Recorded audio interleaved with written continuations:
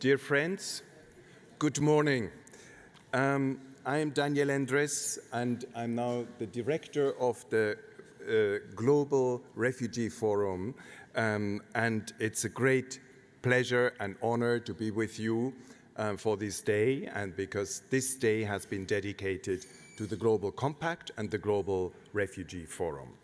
So we are having a first session here, very much looking at,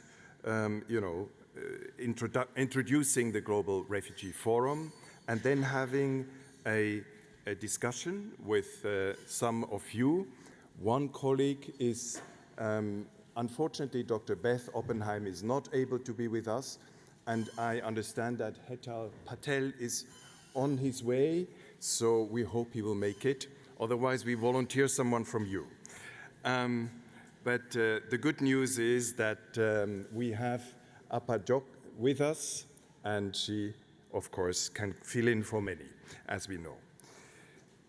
Let me give you, this morning, to start off with, an overview of where the Global Compact stands, the Global Compact for Refugees, and how we will move towards the Global Refugee Forum at the end of this year. As you know, the Global Compact was affirmed, as the language goes, in December last year. And it is really the Global Compact, and I hope you all have read it, have a copy, is a new policy on how to better deal with refugees, and it is also a tool to mobilize more predictably and equitably many more actors to share responsibility and burden in support of protecting refugees and assisting them. Now, since the adoption of the Global Compact, a number of developments have taken place. You all know about the comprehensive refugee response framework that we rolled out in 15 countries. Now we apply the Compact, which includes the comprehensive refugee framework. We apply the Compact in all major refugee situations. That means we were obviously not able to do it immediately everywhere, but it is a gradual rollout in the key operations. And we work, of course, very closely with you on that. When it means we try to apply the Compact in key refugee operations, that means basically, especially in situations where there are refugee camps, we need to move away from the camps and enable refugees to be living with the host communities. In many ways, that's one of the most fundamental elements of the Compact, that refugees should not live in isolation, that they should be part of the community, and that greater effort for the host community and the host government to do so should be supported by the international community with financing, with expertise, and with capacities like all of you have here in the room. We also managed to establish, have consultation and establish an initial draft. The final initial draft will be shared with you in July, of an indicator framework. We need to be able to measure what the Compact says we should do. Have more refugees gone to school? Has there been more financial support for host countries? Has there been more resettlement? And have we been able to achieve more solutions so that refugees are able to either locally integrate or repatriate in safety, dignity, and voluntarily? So the indicator framework will be guiding us for the next 2 years, and we should have a report every 2 years on where we stand with the indicators, at least a comprehensive one. For some indicators, we can obviously take stock earlier. Then we are about to elaborate a policy on measuring impact of refugees in host countries. A number of you have heard of this. There are discussions with a few particularly interested member states that, that want to showcase that hosting refugees is also a contribution. It's not just receiving money as a contribution. And finally, I think many of you have been here at the ATCR.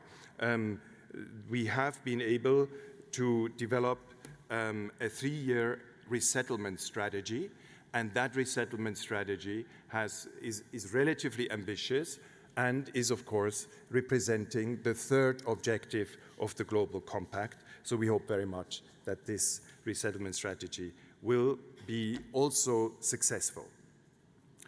The Global Compact calls on a number of arrangements, and probably the most the most urgent one, and hopefully also the most important one, is that we have a global refugee forum at the end of this year. It will be on the 17th and 18th of December.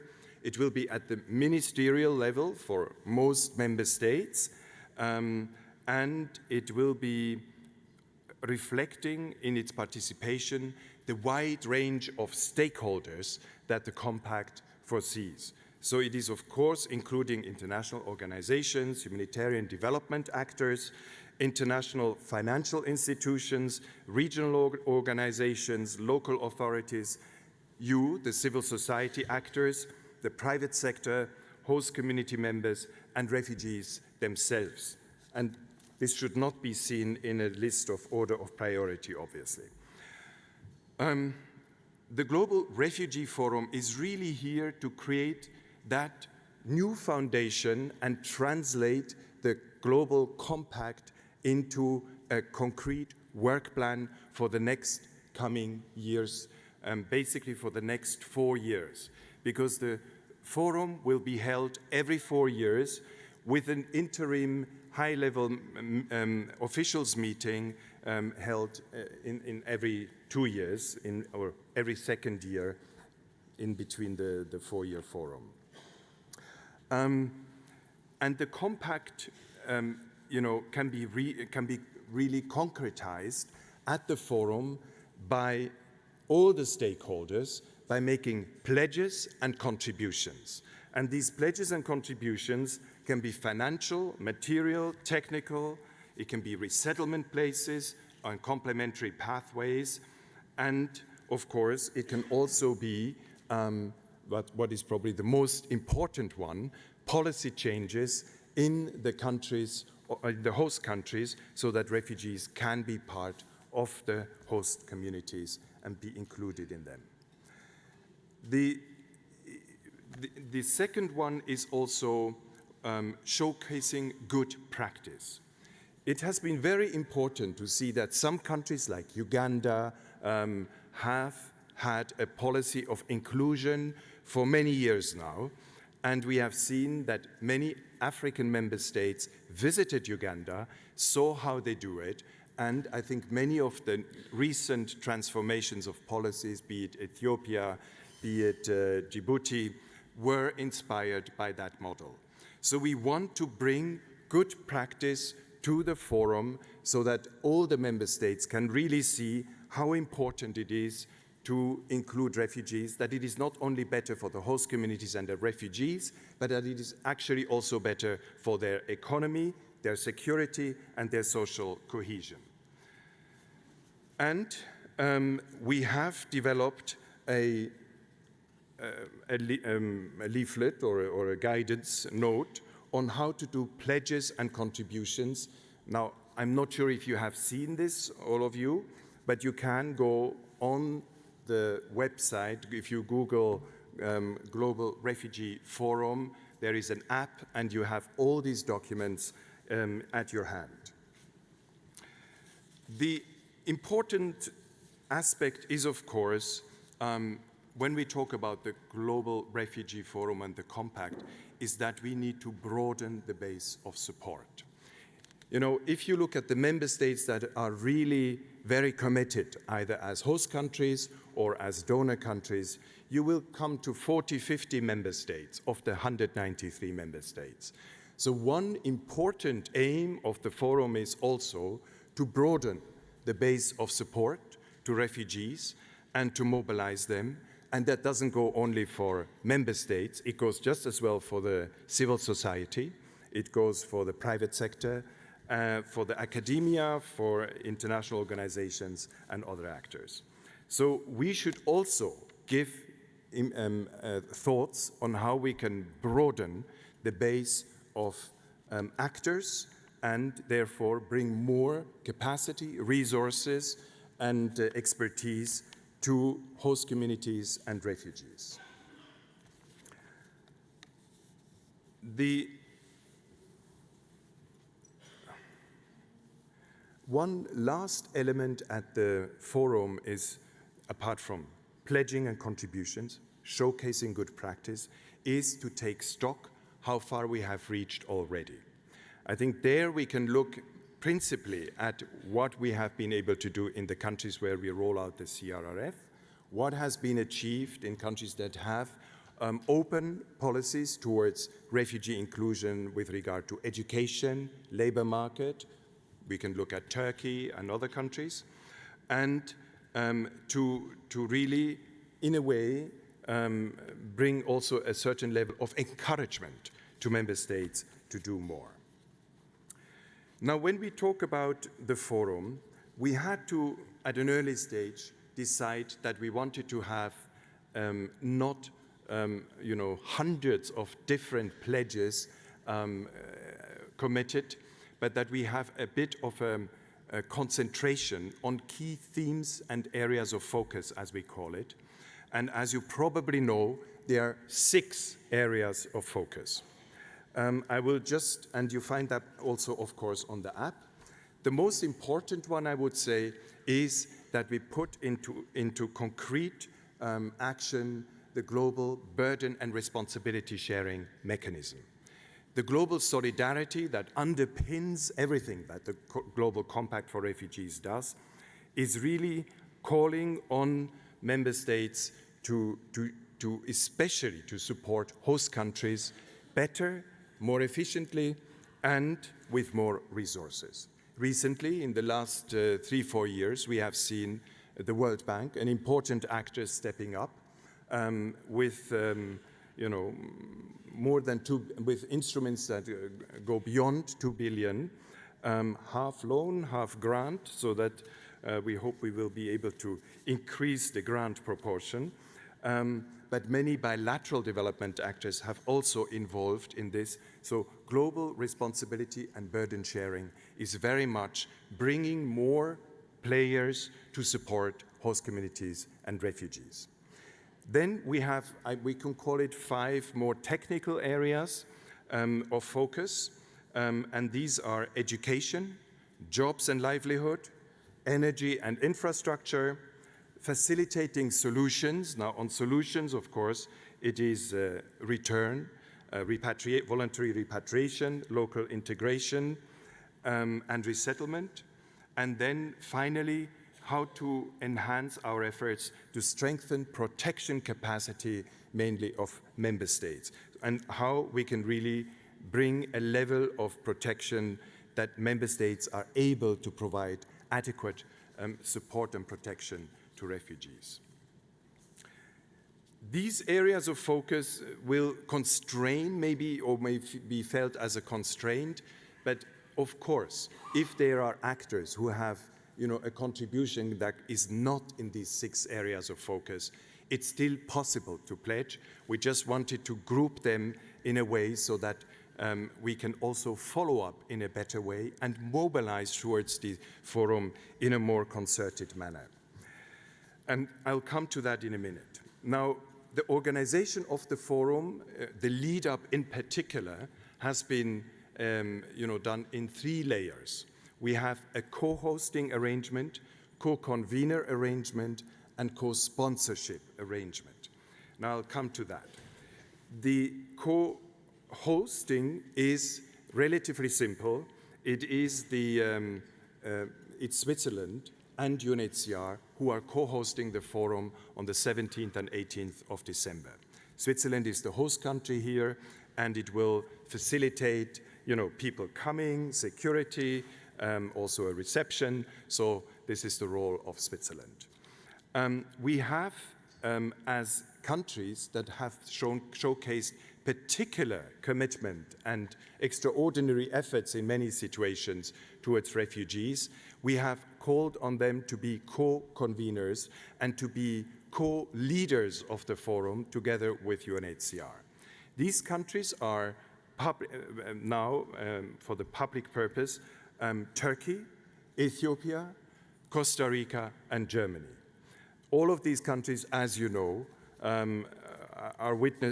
have witnessed or are witnessing major refugee inflows, and some of them have also been donors, and they have, I think, committed enormously to the refugee cause.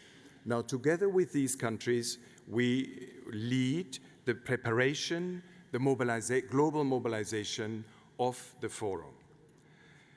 Now, I just mentioned the 6 areas of focus. The 6 areas of focus, we have grouped them in what we call co-sponsorship groups. So each area of focus, responsibility sharing, education, protection capacity, has a co-sponsorship group. And these co-sponsorship groups meet next week for the first time formally. And we have called on member states, NGOs, private sector to become co-sponsors.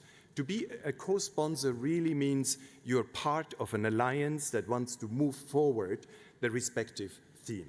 And that's what is important, to mobilize not only pledges from yourselves, but also encourage others to mobilize pledges, and that's what we are calling on. Now, in terms of the, contributions of the civil society and in particular the NGOs represented here today, I think there's many opportunities. Some of you have already become co-sponsors, so we are very grateful for that. That obviously requires quite an engagement, in particular here in Geneva, and we look forward toward that important leadership function from NGOs in terms of education, solutions, protection capacity, and that will be a very important way of co-shaping specific sessions at the forum itself.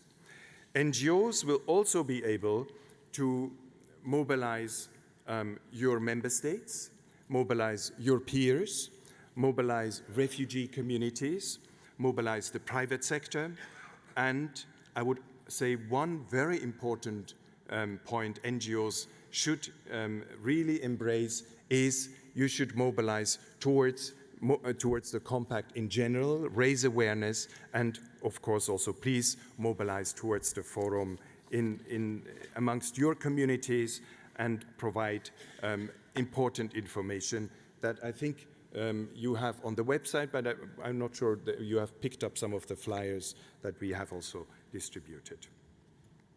So whilst the Global Compact is of course and the forum, it's taking place mainly here in Geneva, it's also important that we mobilize at the country level where it matters most. If you look at a country like Ethiopia, that has, with the proclamation for refugees, now agreed to include refugees in the health system, in the national education system, this will require a major mobilization of the education sector, of the health sector, of the job market, and this requires, of course, also key donors to support it, a lot of expertise, and many of all of us, in a way, to contribute to what we could call a country-level compact. So this mobilization is very important for all of you, and we hope that the consultations that you have at the country level with our colleagues, with the government, are taking place, and that you are able to bring your voice, the voice of refugees, to that as well. So with this, I would like to end this initial introduction just to say 2-3 words about the forum itself. The forum has a plenary part, The big opening, we expect, important personalities, the president of Turkey, hopefully the Chancellor of Germany, Prime Minister of Ethiopia, President of Costa Rica to participate in the opening with the Secretary General. We will have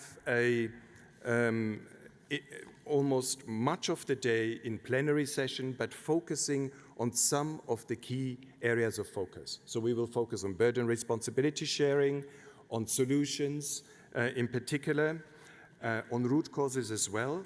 And then we will have parallel sessions on the other key themes: education, jobs, livelihood, protection capacity, and so forth. We will also have sessions that show inclusion of refugees, inclusion of more actors, inclusion of refugees in the communities, and that will be, I think, key elements where we also look towards civil society to play an important role. The forum will end with a co-convener's summary, and obviously we will have a compilation of all the pledges and contributions, and that will be our roadmap for the coming 4 years to go, and that will be a very new, important new policy change, and of course it will require very much your hands on deck as well, and we greatly look forward to that.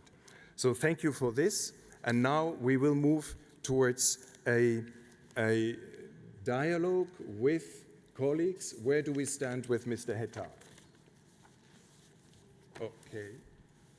All right. I have to tell you that Mr. Hettar is still on his way, and we will be, I think, now I will ask you, my dear friend, Jock, if you can join us here, and we will start the discussion. Thank you.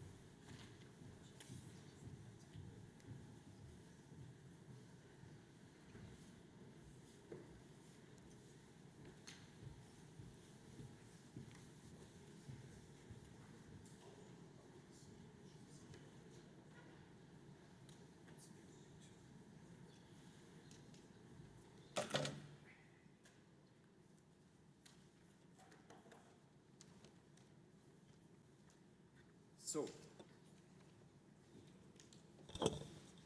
I think, I'm not sure if Abjok needs an introduction. I think most of you know her already from many other presentations and from interacting with you.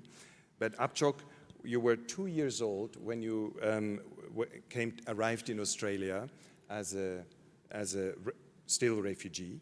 And at the age of 24, you just completed a Bachelor of Social Works at Western Sydney University. Congratulations.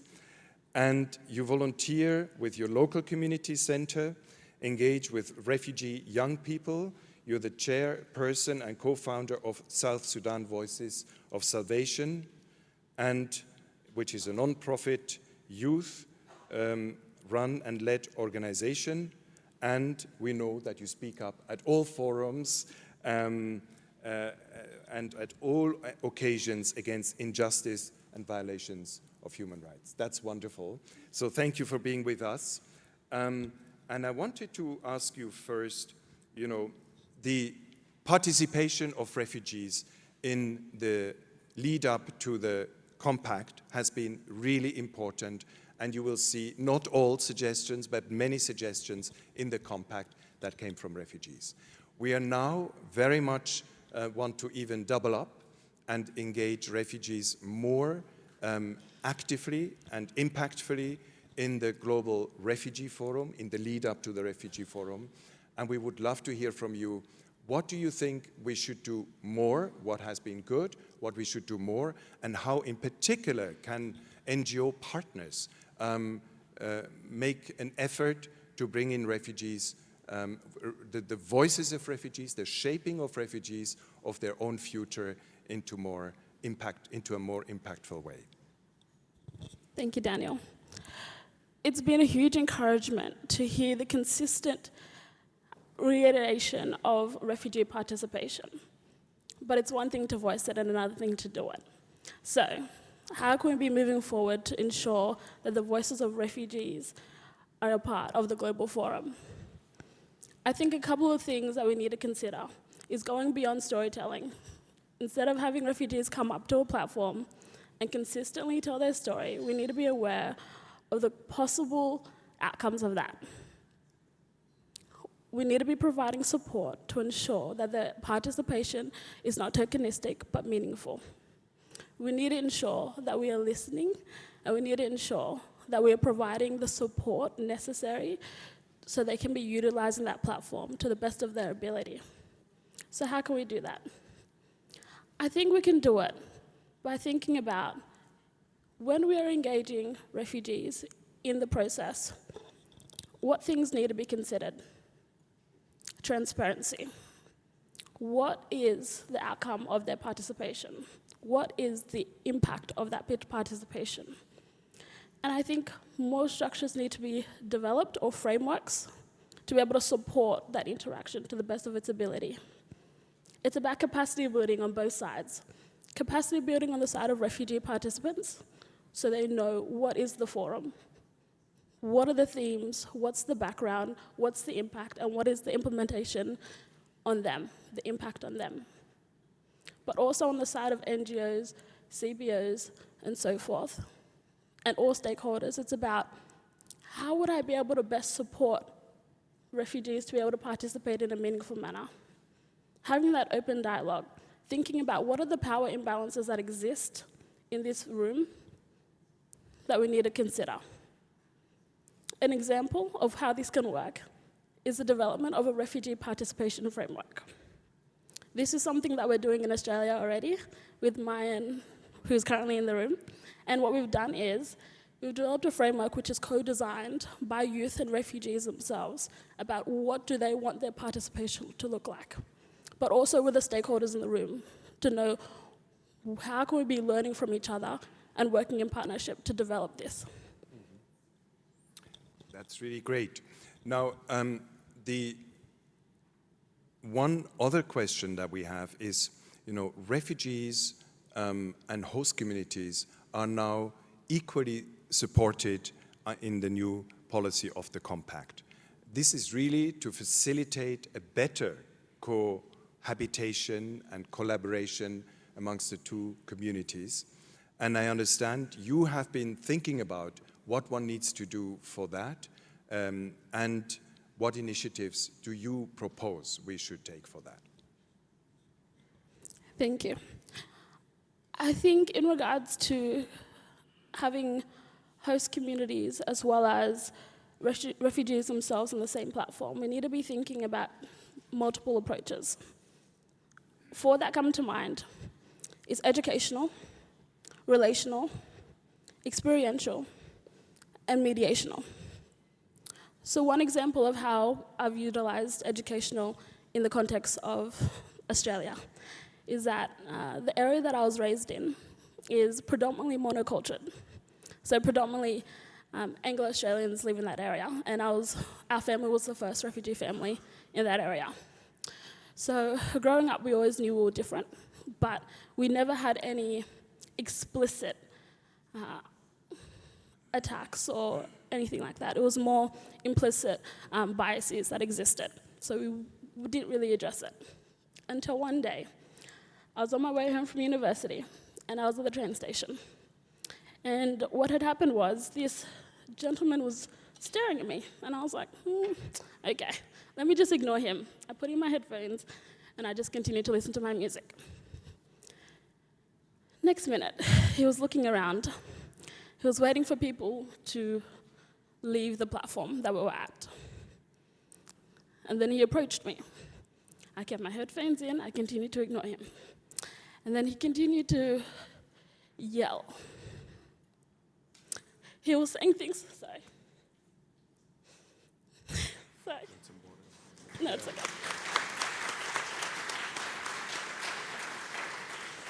Whew. Yeah, so he started yelling at me, go back to where you come from, you don't belong here, and so forth. He continued to spit at me, so I ignored him. Sorry. So I felt really unsafe and unwanted and like I didn't belong. So the next day I went to the local community centre that I volunteer at. I discussed this with my mentor. And we had a little analysis, like, why would he do that? He doesn't even know me. And we got to the crux of it. It's a fear of the unknown. It's xenophobia. So how can we ensure that this doesn't happen to other migrants or refugees? How can we ensure that the future generations do not have to go through this? So we developed a DVD. And in this DVD, we shared the experiences and the journeys that refugee and migrants went to get to that country, who live in the area.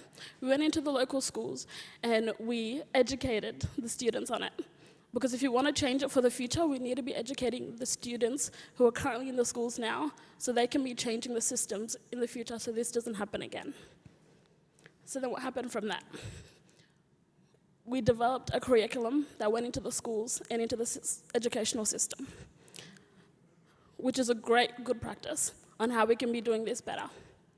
I also went into the schools and did workshops with the students and shared my story about racism and discrimination.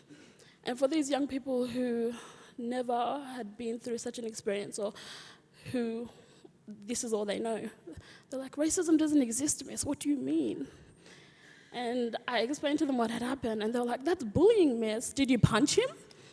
And I was like, no, if I punched him, then that's what he wanted. He wanted a reaction out of me, and I wasn't gonna give him that. And that's just an example of one of the 4 of good practice, and I'm happy to share the rest if anyone would like to know. Wow, Jock, thank you. You see, I think we all really, admire how you drew strength out of such a terrible situation and addressed it so constructively. So I think this is really important. Maybe at this stage, because we're still waiting for our other friend to come, if you have any questions or suggestions, I would even say just to the story from Abjok. Do you want to tell us? I'm getting lots of notes here. Okay. Okay, good. That's great. So Save the Children is ready to step in, which is really appreciated. I think we need to applaud them for that. Where are they? And Refuge Point. Ah, yes. Okay. Another applause for Refuge Point. So welcome them up. But if you have any, immediate reaction to Abjok's story and how she drew strength from it, I think that would be also a great moment to hear your views. Do I see? Yes, please. Hi, this is Ashok from Asia Pacific Refugee Rights Network. Apron, I'm here. Thank you, Abjok, for that very brave story and very compelling. Just to add to the entire theme of this Global Refugee Forum and Consultations, it is a perceptive change that we need to be involved in. Like, refugees are not hapless victims, but refugees are resources to a country. So shifting that perception is really important for us. And I think that story really talks about community engagement at a large level. That's one. We have a number of examples from India and other parts where refugees who look unwelcome mostly are made welcome, and how they contribute to the local economy and local human resource development itself. One quick example of this is, in the last 10 or 15 years, we've closely been working with communities to study inter-community relations of how refugees can be wanted in this and how they have been able to assert their rights, not in any violent way, but then in a very nice, interesting way, and contributing to local capacities. One such thing started in 2005, immediately after the tsunami. Refugees who came to India were hapless, came in boats, and the first people to receive them were coastal people. In 2005, the tsunami struck, and the entire community that welcomed the refugees were homeless. At that point, 600 refugees from Sri Lanka, trained in counseling, went and stayed with communities in the area for 6 continuous years, rebuilding villages And today, when the refugees are going back to Sri Lanka, when they're planning to go back, these communities have engaged and given their services. They say, we will pack all your goods and we'll ship them back to Sri Lanka for free. Now that level of community engagement is really important, and we do understand there are many issues in what you said. You were able to give us only a snippet of your experience. Discrimination and difficult situations are very common in these situations. The way to overcome it, in at least how we have dealt with that in India, is ongoing dialogue with the community and engagement with the community, which actually strengthens the refugees and bringing in lots and lots of community support. Just last 30 seconds, where we saw in the last 3 months, we have seen an increase of violence against refugees in India, and especially one camp. And in that camp, we saw that this was simply because of jealousy between two communities. Now that was really overcome by now refugees establishing or getting whatever aid they give, now over and above, instead of storing that in godowns, they pass it on to refugees, pass it on to the local community that has been deprived. So now we've reversed the role. Refugees not only, the community is not only sharing the refugee burden, but the refugees are sharing the community's burden as well. So thank you. Thank you. I think that was a very good example of, how building connection between refugees and host communities is so key. And the more they're isolated from each other, it develops ill feelings and not helpful a way forward. Yeah, we have one more voice that wants to come forward. Yeah, I just want to endorse what you said, Apajok, and also Ashok. And I would also share the experience of the refugees in Indonesia when Operation Sovereign Border started and the refugees were stopped in Indonesia. So there was a huge chaos within the refugee community. Actually, there was no community. Everyone was scared what will happen next to the refugees. And most of the refugees who came from Afghanistan and from Somalia and other countries, they were so alien to this vibrant Indonesian community. They couldn't speak the language, they didn't know the culture. So there was something to be done by refugees actually to integrate in the communities. So they started educational activities within refugees. So the main aim was to educate actually refugees that we are now living with these local communities, and we have to educate ourselves about the local communities. We have to know about their culture, and we have to respect all these new changes in our life and adopt a new life here actually, and simultaneously to educate local communities who we are. So there was no difference between these exploitative tourists from Middle East and the refugees, and the local communities would think they're all stranger peoples and they're exploiting our poverty. But in 3 years, refugees established good relationship with them, and the local communities actually, they inaugurated their school, and after 3 years when we had UNHCR visit in that small community in Cisarua, everything was so changed.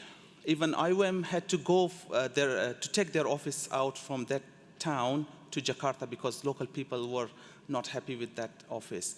But in 3 years, refugees could build that kind of community, that kind of relationship with the local communities that they could sustain this for many years to come. And I think refugees also have this agency, has this kind of understanding that wherever they go, they can contribute actually. They can be part of the communities. Thank you. And part of solution as well. Another very powerful example on how, connecting is really key, and how to, interact, explain the background of each other in a way. Your DVD and experience and your outreach to schools is reflected in different forms of what our other two speakers said. Do you want to add something to this? I completely agree, and I think it's about finding a basis of commonality. Yes, at the end of the day, we might have different color skin, but we still have a heart that's pumping blood through our whole bodies, and we still all strive for education and employment and have families and want a future for ourselves. So I think it's about having that discussion where we have that common ground, shared values and experiences. Thank you so much. I would now like to, if you're ready, turn to our two new guests. So it's Amy Slaughter, who is the Chief Strategy Officer of Refugee Point. So a warm welcome to you again, and sorry for calling on you so spontaneously, but thanks for being here so spontaneously. And Emma Wagner, right to my right here. You're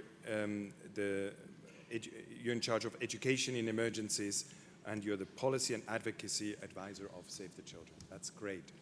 And I don't know, maybe we start with you, Emma, because Save the Children is one of the co-sponsors, frankly. Actually, Save the Children is the first organization that became a co-sponsor, so it shows the dedication and the commitment and the capacity. And I think you will talk to us a bit about how you see Save the Children contribute to the Compact and the Forum. So please, the floor is yours. Thank you very much. To just introduce myself, my name is Emma Wagner. I'm the Education Emergencies Policy and Advocacy Advisor at Save the Children, and I'm based in the UK. For the last several years, Save the Children has really been prioritising education for refugees, both in our programming and in our advocacy. And we really prioritised the opportunity around the Global Compact on refugees, really seeing that it really could transform the way that we respond to the needs of refugee learners around the world. When we saw that the Global Compact on refugees was being drafted and developed, we played a key role, along with many of you as well, to influence the wording and the language that was in the programme of action. We spent a lot of time developing joint recommendations and proposals, and we were really pleased to see in the end that there were strong commitments on education, some of which include refugees being included in the national education sector plans, ensuring that refugees are ideally in education within a few months of their displacement, also recognising the power of early childhood development, vocational training, and the importance of supporting teachers as well, of which many of which are refugee teachers who need to have their qualifications recognised. And when we kind of saw the final draft of the programme of action last summer, we were thinking about, well, how do we turn this into action? When we come to the forum this year, how can we ensure that the pledges that are made really do result in action on the ground that really meet the needs?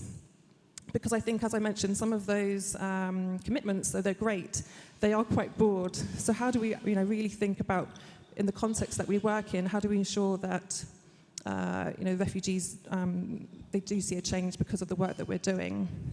And so last year we published a report called Time to Act. I have a few copies and executive summaries with me if you want to grab some.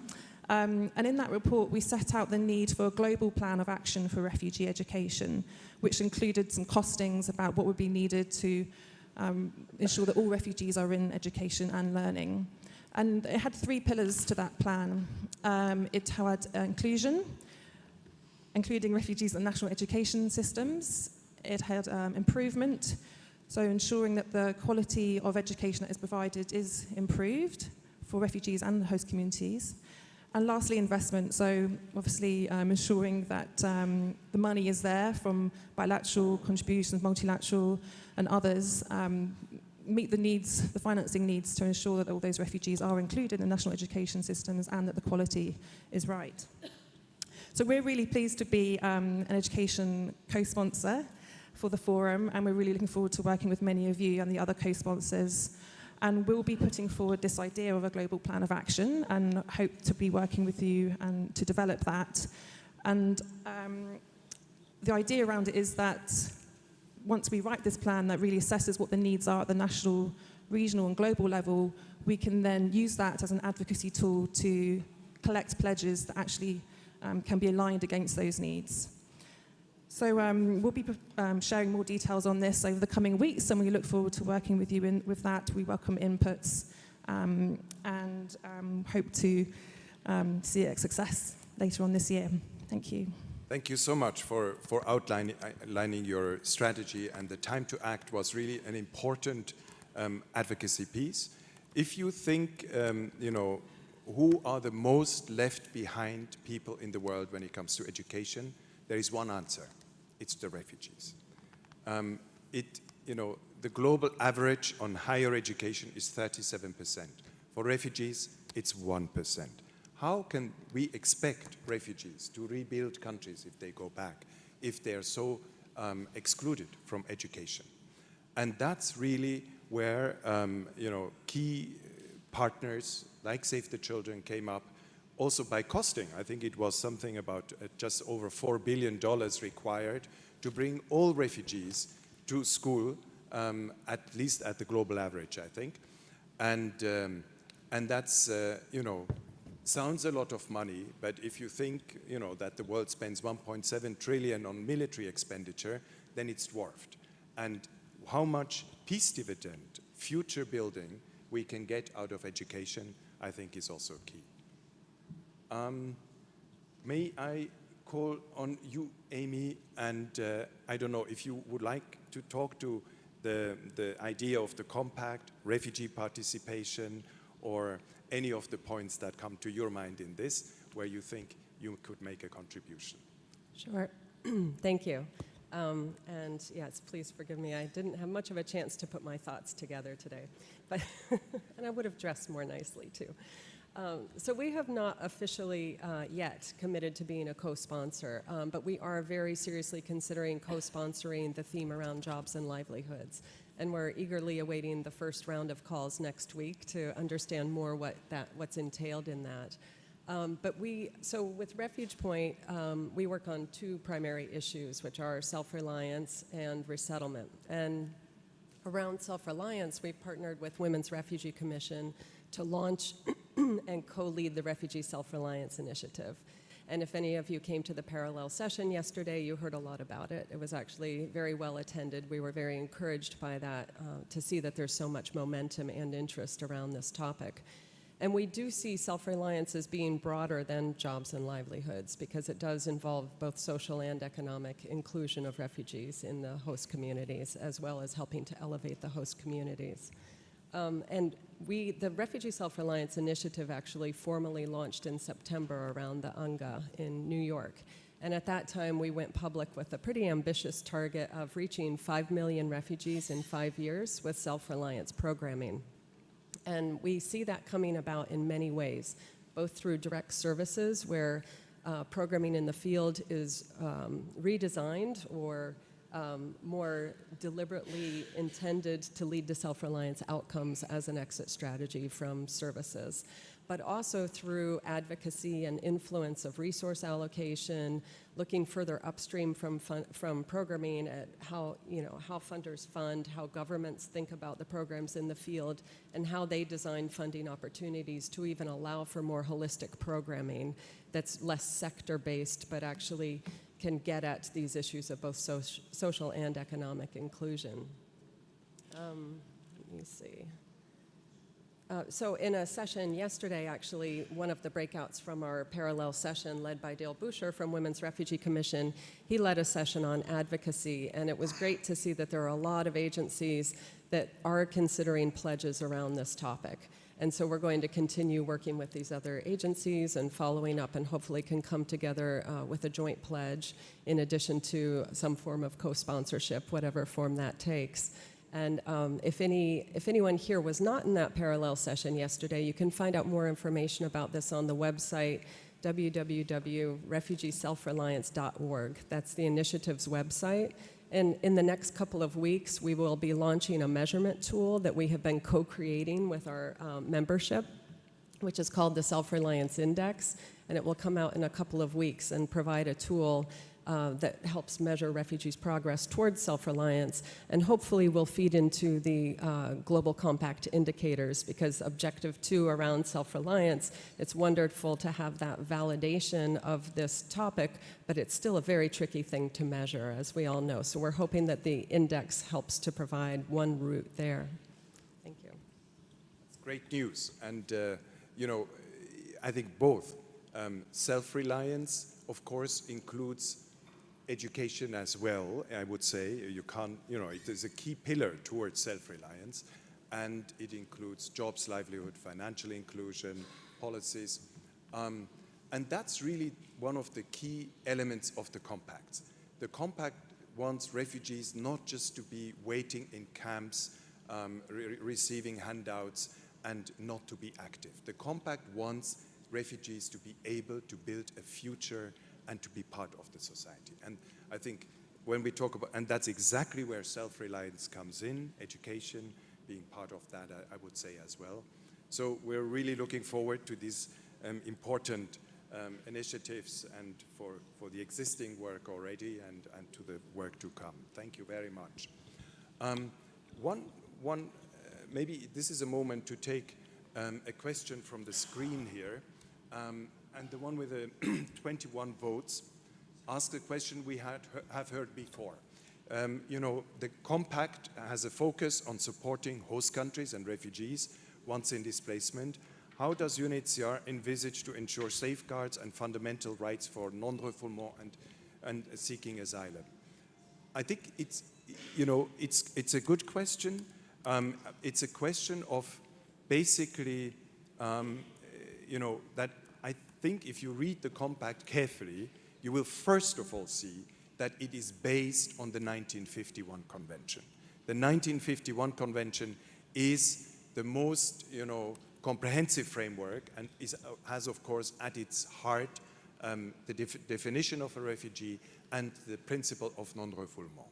So in many ways, the compact is an add-on and not a substitute to the convention.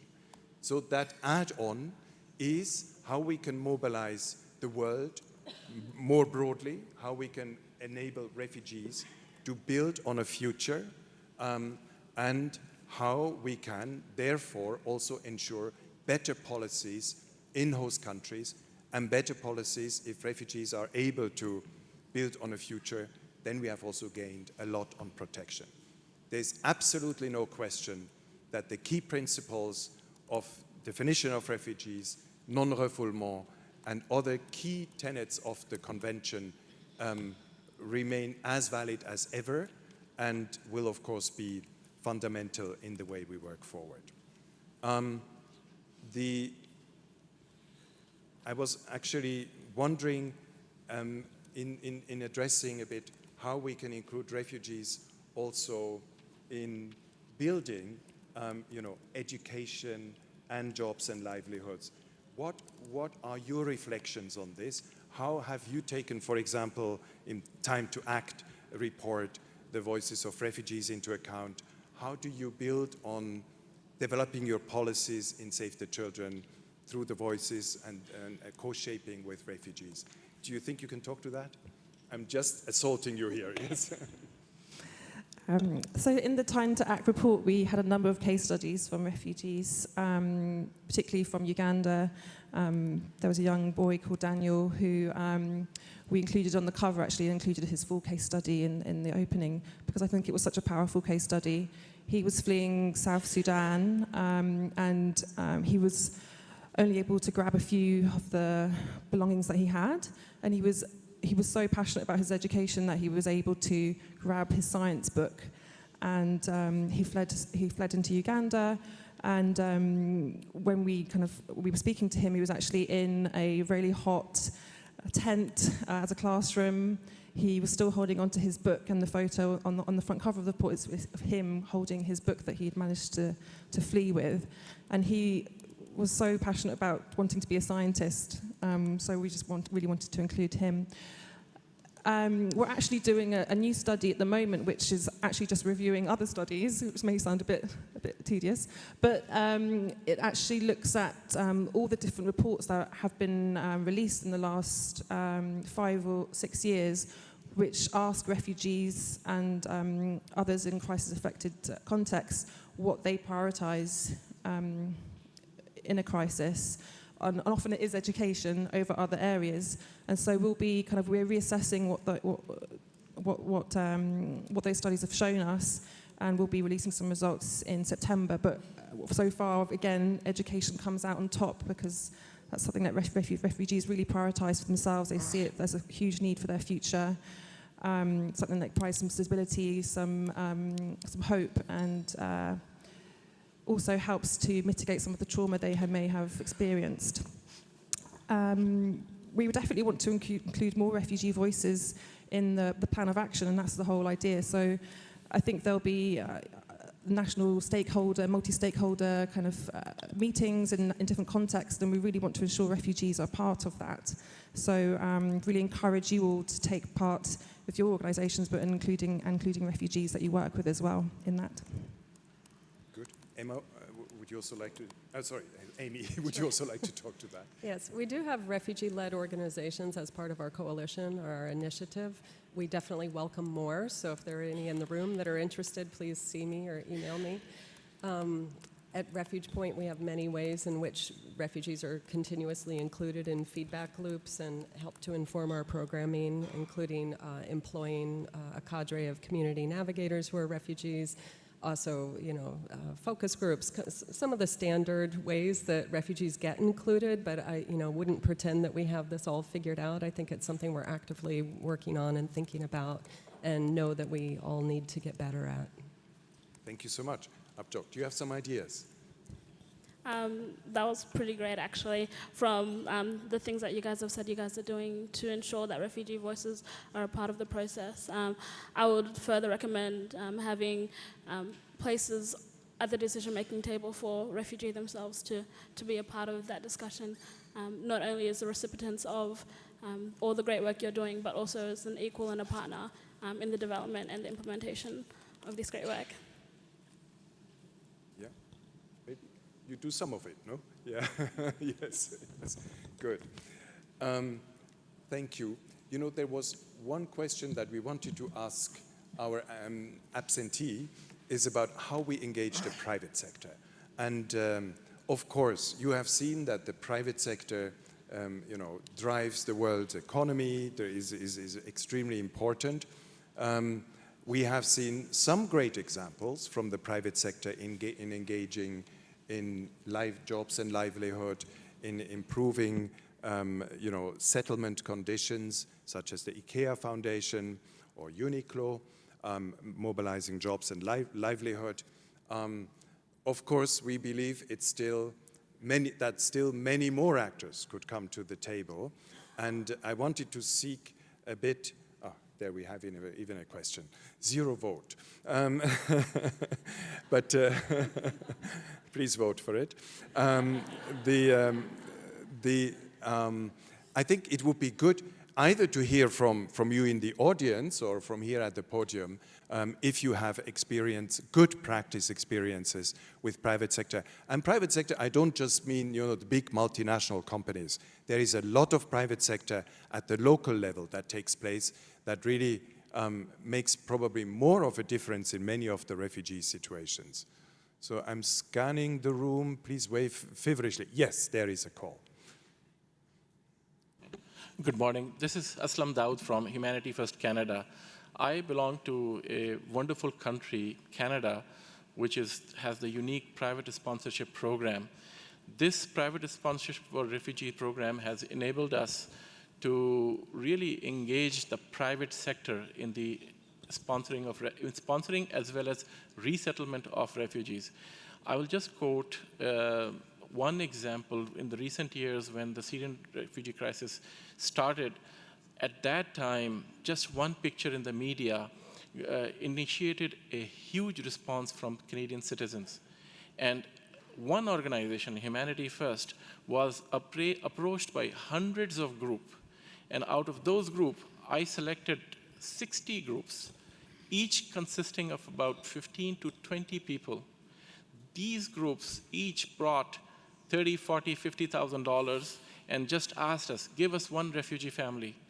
And right from receiving them from the airport to taking care of all their needs for the whole year, they did a wonderful job. I had about 600 volunteers at my disposal just for one small population of Syrian refugees that were taken care of automatically.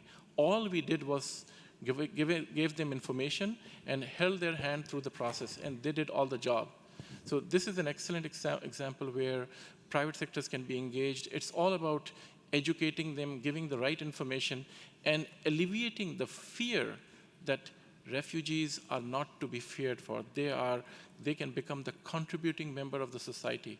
And I can report to you today that all those families, all those refugees have been successfully integrated, doing very well, much better than many citizens who have been there for many, many years. They're gainfully employed, the children are speaking excellent English, doing wonderful in the schools, are going to medical schools, engineering colleges, and so on and so forth.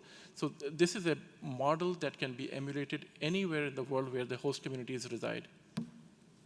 Thank you for sharing this really important and powerful example where individuals can engage, and in many ways that all the previous examples were based on also that community interaction. I think this is the most powerful way. You explained it that way as well when you had that challenge. That's the most powerful way to really build coherent, cohesive, and peaceful communities. We're now delighted to have Heta with us. Thank you very much for coming. You should first of all thank the two ladies to my right. They have bravely, spontaneously volunteered to step up on your behalf. So, but we do have indeed a question to you, Mark. Hetal, on the private sector. You work with Mercy Corps, and you have a lot of experience in mobilizing private sector. We wanted to hear from you, how do you think we could mobilize private sector even more? Because there's so much potential out there. And so what are your thoughts? Thank you, and apologies for being late. It's been an adventurous travel to get here. And thank you so much for jumping in. Look, I think there are many needs and support needs that many of you know more than I do, quite frankly. So let's start there, about the range of support for different types of displaced people in many ways. So first and foremost, I think we start there. And so there's going to be a variance of needs and systems and processes by different stakeholders to be addressed. I think overall, where the private sector excitement comes in for myself, coming from the private sector, now working in social investments over the last 10 years, including at a social enterprise, is the scale and sustainability of some of the activities. And the potential to plug people into markets and systems so they can themselves then kind of have agency over change that they want. Now, to specifically address where that can happen is, we work on social enterprises, very early seed stage ones that, quite frankly, are addressing quite an underserved communities and underserved consumers. There's a range of enterprises and private sector available. It's tougher and tougher as they become larger, and quite frankly, many private sector MNOs can be very extractive also. So I'm not here to debate, or we can debate it later. You can find me at the coffee break, but we know there's a range of potential and there's a range of potential risk. But I think we have to try to figure out where we all could, find ways to change the systems and processes so they work better. Because else we're going to be stuck in the same funding cycles, and let's face it, some of that is really tough right now. Whereas the potential and the pressure on the private sector is changing, whether we talk about cacao, which we have an investment in terms of land rights, and how the brands realize that there's a lot of pressure from a sustainability point, but also from a future sourcing point, that they need to change the habits. So it's, where can we, the different stakeholders here, put policy, put consumers, put ourselves all together to try to put that pressure to unleash and access a healthy way the private sector. Thank you. We have Jenna speaking. Yeah, do you have some concrete examples where you worked with private sector and where you had actually, been able to mobilize either with jobs, employment, with advocacy, with contributions, financial contributions, or investment in refugee and host communities? Yeah, sure. So, in many ways, first and foremost, maybe I ask a specific question. When we say private sector, it's a it's very broad. And so that's why I'm not trying to dance around, but it is very tough to say, what do we mean by that? So I'll try to answer in a few areas of the private sector, let's say. So one of our investments, and not to tout it, but I think it's an easier example because I just met them literally yesterday, which is part of the delays, works with learning and education for a variety of different types of learners in a variety of different languages. Basically, they like to call themselves the Siri for the underserved learners of the world. And what they're trying to do is find a way that people can continuously learn and be able to plug into systems. So if you're trying to help people understand about market systems, or even the baseline bank accounts, what they mean, how to healthily use them, not get into debt, all these different things, and you have content created around them, Arifu can actually help get that content continuously to users, to consumers. Now, the best part is it can be on a smartphone or on a brick phone, a traditional phone, using chat. It's basically a chatbot in the end. It started as a chatbot. So that's an example where it's a private sector for-profit social enterprise. So again, a healthier model than, let's say, extractive multinationals. But it can definitely be ways we can scale learning and lessons and ways to get people into the systems or digital identities, which then can help them really get more informed and resilience, long-term self-resilience. Now, we've also worked or tried to work with and do continuously push brand and larger MNOs, everyone from, as I mentioned Kakao because we have another investment in the Kakao chain, so I'm quite close to trying to push them. And they're interested from a selfish point of view. As I said, if you know the supply chain a little bit, you'll understand that it's actually over the next 30 years, there's a lot of risks for them in terms of sourcing. But that's that's a leverage that we can use for the change we want and how they source, how they treat the communities that are really creating and farming. So yes, some of them have given money, direct money. Some have thought about doing funds or investments. And I'll be honest, some of them will do or give money, but then they want to control and basically they're running their own internal programs, which is I'm somewhat doubtful about because then they can control messaging, but also what the M&E is. So I say there's always a range of implementation, but there are different entry points that are happening across the spectrum of private sector enterprises. Thank you so much. I'm looking now at the dashboard, and the one with the 22 votes here asks, what could NGOs do in countries that are not refugee-friendly? And what could NGOs do with regard to the GRF? Are there any incentives for such countries to participate in the GRF? Do the panel members want to talk to that before I... Yes? We have an example of this that happened in Australia in 2007, where a regional town was asked to resettle 5 families from Sudanese background, and the whole town said, no way. We don't want criminals, we don't need them, we don't want them. And then the leaders from the community came to the town and did a mediation because the council had recently passed some kind of policy saying that we're not going to accept any refugees in this town. They're not welcome. So when the leaders came in, also with church leaders, community leaders, they came and did a mediation with the councillors, the mayor, and invited the whole town to attend. And in this discussion, asking why. You've never met them, what's going on, why are you so hesitant? And then the response was, oh no, they'll just come and create more crime and we feel unsafe, we don't want to do that, so we don't have to.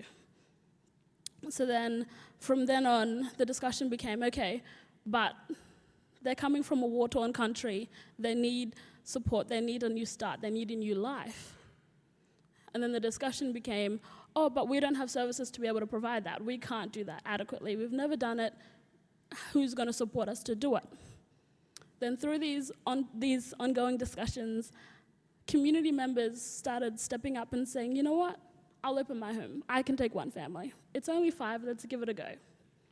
Community members stepped up, organizations stepped up to say, you know what? I'll provide them with employment. I'll provide them and support them to come to the education and come to TAFE and learn. And another lady said, oh, I will come and I will provide support to the single mothers who do not have anyone to leave their children with to pursue their education further. And then 10 years later, they put their hand up to the federal government and said, with the 12,000 Syrian refugees we've committed to bring, we want to host some as well. That's an amazing example, really. Thank you so much. You see, that's where, in a way, community mobilization, building joint communities, can actually lead even to mobilization of a whole member state. And that's exactly, I guess, where we need to start with the communities. Do you have some examples, or do you want to talk to this example? Just literally, because I was reading it yesterday in my long travels, and this is not, it's going to be, there's still a leap to refugees, but yesterday Paul Krugman, which is one of the economists that I somewhat trust in many ways how he does it now, was talking about small communities and cities in America and how they were disintegrating and dying, and those are the towns he was from, and that some of the ones that survived, the changes came from an infusion of outside communities, and that they added to entrepreneurship, but then also through that a tax base. So one of the examples was Utica, where he grew up, and then how now it's one of the biggest yogurt makers because Chilban, the brand. So I agree that I think if us as stakeholders in leveraging the areas we have the most expertise, find ways to get communities to understand that there's a benefit, and then make that connection, and let them the market and consumers and people's work and what they want to do kind of speak for itself. There are examples around. Some of the examples that immediately pop to my mind are definitely more from where it was through an immigrant path versus a refugee path, but that's something that we can then think about and figure out. It's like, how do we then take that leap? That should be our job, is helping that take that leap versus, just not having to find a way to plug them in. And there's examples in Australia of this, especially smaller mining towns who are now dying, and how they're taking on communities, external communities, and all of a sudden they have a new tax base. They created, and the whole, then the personality changes, and there's a whole issue over that later, but it's one step at a time in terms of the challenges. Great example. I think, Emma, you also were going to, no, sorry, was it both of you, no? Yeah, yes. Okay. When I think about education, obviously there are a number of states that do include refugees in the national education sector, in national education systems, but there are a number that are not. And I think this is a real opportunity over the next 6 months up to the forum and beyond as well, to really think about how NGOs in those places can lobby and advocate for even small changes towards including refugees in the national education system.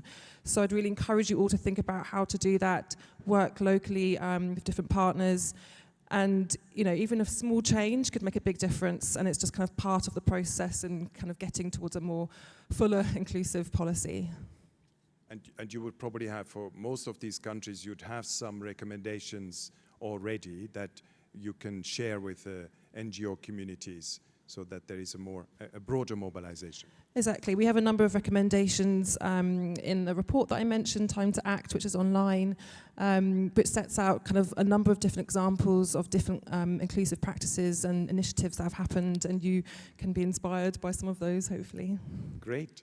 Amy, what are your thoughts? So my thought back to the question was that because the overall intention of the Global Compact is for more equitable responsibility sharing with host countries, that it should be precisely from these countries that are not refugee friendly, that there would be an incentive to participate in the Global Refugee Forum, to come together. I think there's a lot of work that still needs to be done to think about how we actually can reduce the burden on those countries. And and include host nationals in our programs. And I think that work will get done in meetings like the Global Forum, and that will be part of building the evidence base that helps convince host countries, you know, maybe helps tip this equation from unfriendly to hopefully a little more friendly.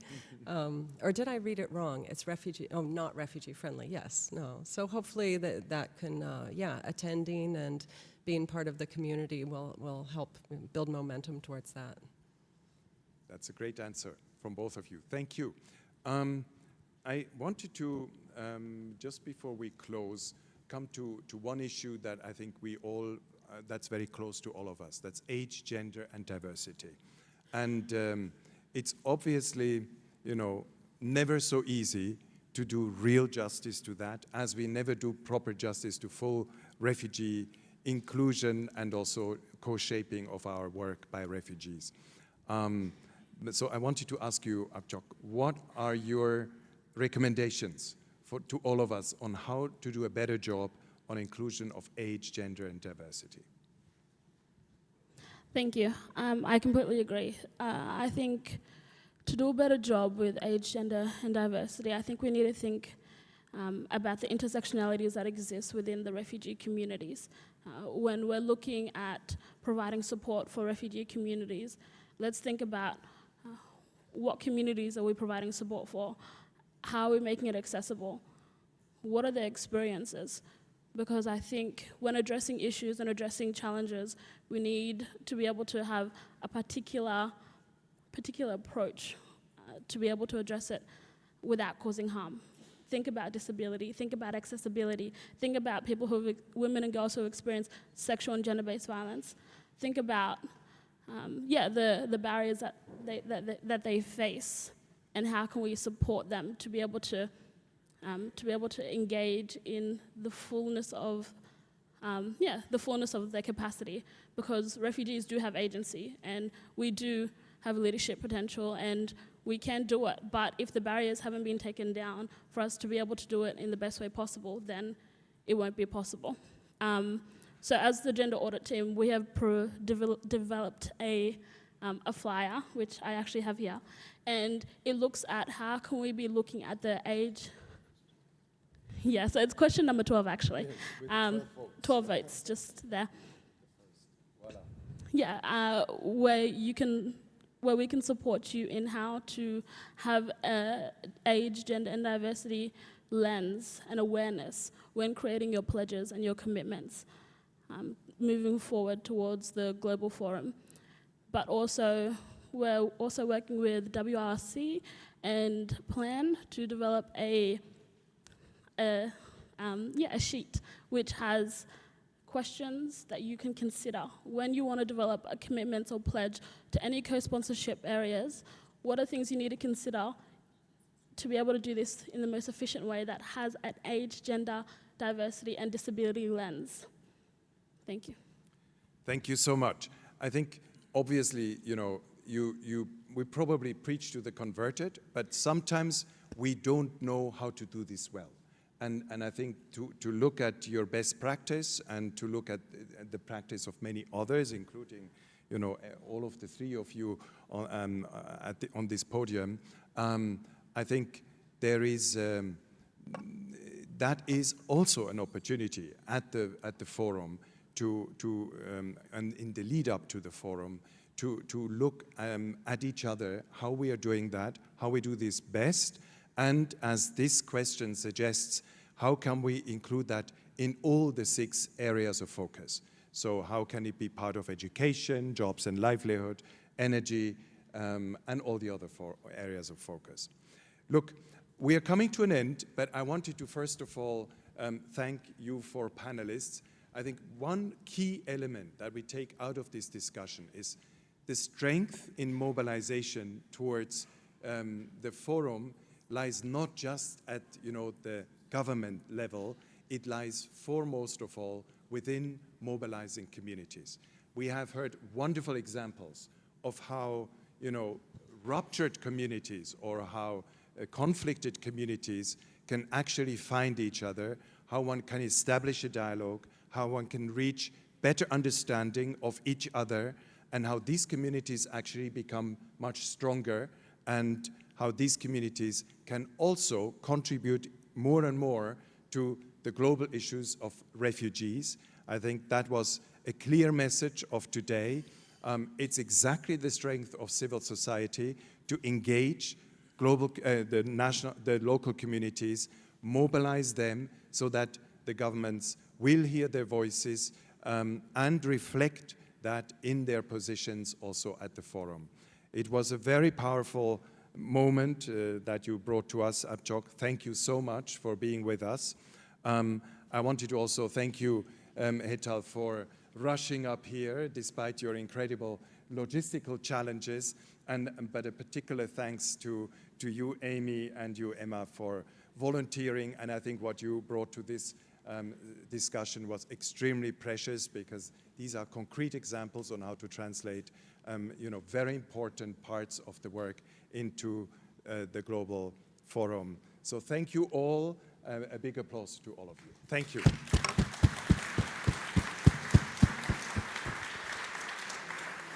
So now, before you move, I have an important announcement. There is a change of room, or Monica is much more able to explain this.